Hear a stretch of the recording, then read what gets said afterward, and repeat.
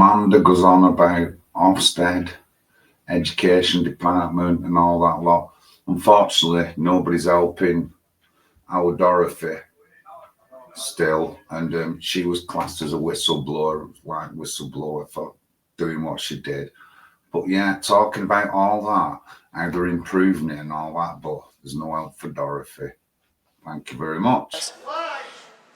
While talking about victim support, I cannot fail to mention specifically one of the findings relating to Sophie.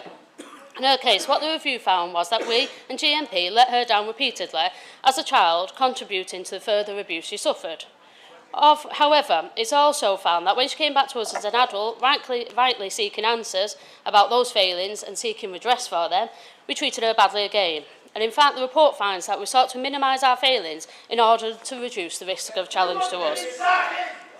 I know a lot of other people found the report incredibly hard and challenging to read, but that finding actually hit me particularly hard, partly because I could not understand how we could repeatedly fail to acknowledge our past failings.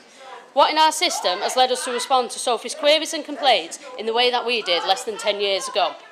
In response, I immediately asked the Chief Executive to review Sophie's contact with us as an adult, to look at what we could have done better and to understand why our response was not transparent at the time. I await the findings of that review and will act on them as needed. That may mean dealing with staff should be found to have acted inappropriately, but also looking at our procedures and policies to make sure this cannot happen again. However, I accept that many of our residents need to be reassured that we are not continuing those failings and that our practice has improved. The truth is that there are a lot of ways the Council assures itself and assures national bodies that we are doing all we can to keep children and young people safe, that we are improving the way we do things and that we are learning from other areas' best practice. Firstly, children's services are regularly inspected by Ofsted,